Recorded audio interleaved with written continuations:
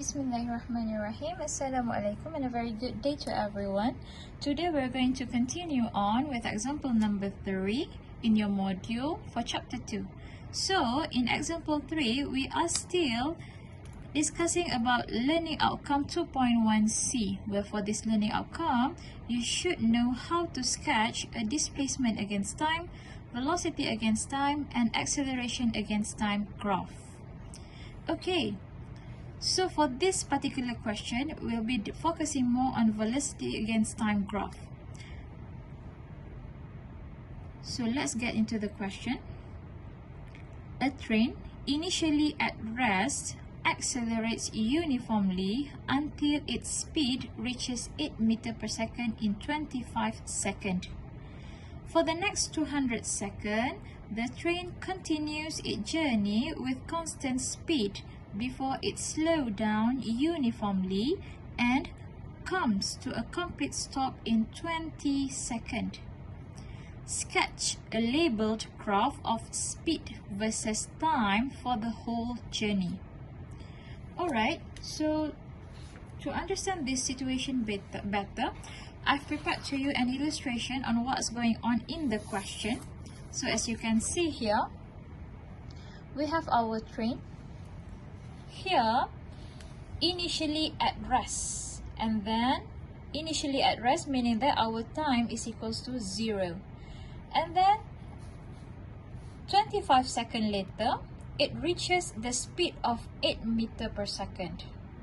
After 25 seconds it accelerates and reaches the velocity of 8 meters per second. And then for the next 200 seconds, the train continues its journey with constant speed of 8 meters per second. Alright, so this is the part. And then before it slows down uniformly, and then from here, it slows down uniformly and comes to a complete stop. Complete stop, V is equals to 0 meters per second in 20 seconds. So it took 20 seconds to slow down and eventually stop. Alright, so that's the sketching. So for this task, we want to sketch a labeled graph of speed versus time. So for a speed versus time, some of you might wonder what is the difference between a speed versus time and also a velocity versus time graph. Basically, speed is a scalar quantity where you neglect the direction of the motion. So for speed versus time graph, you ought to have only the positive part of the velocity graph, for the velocity axis, sorry. As for velocity versus time, sometimes if our motion involving turning back or bouncing back, then we will have the negative part of the graph. Okay, so for the speed versus time graph, as you can see here, I've prepared to you only the positive part of the velocity, sorry, of the speed axis, and time is always positive, as you can see. So this is the axis that we want, and I've prepared also here 3 time zone to understand the motion better. So at first, when time equals to 0, our train is at rest, meaning that our train have 0 velocity. 25 seconds later, it accelerates and reaches the velocity of 8 meters per second. So we have here the very first line, okay, with a positive gradient, as you can see. And then from 25 seconds to it stays with the constant speed of 8 meters per second for another 200 seconds.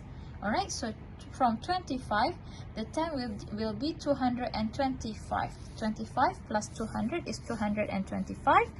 It still remains with the constant speed of 8 meters per second.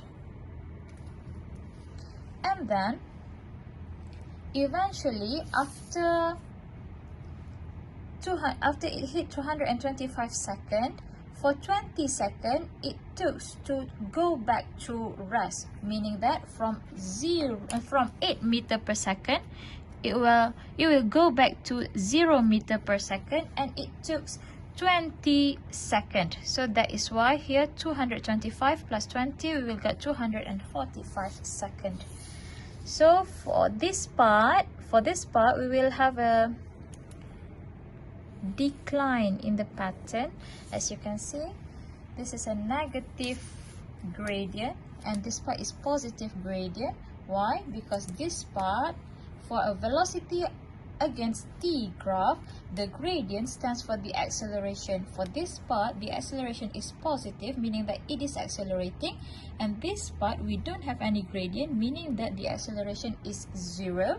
And for this part we have negative acceleration, meaning that our train is actually stopping, or our train is slowing down, decelerating. Okay, so this is the graph that we want.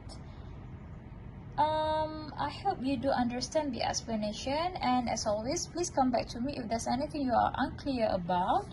Alright, so I'll stop here. Thank you very much for watching. I hope you do understand the explanation well. I'll see you in my next video.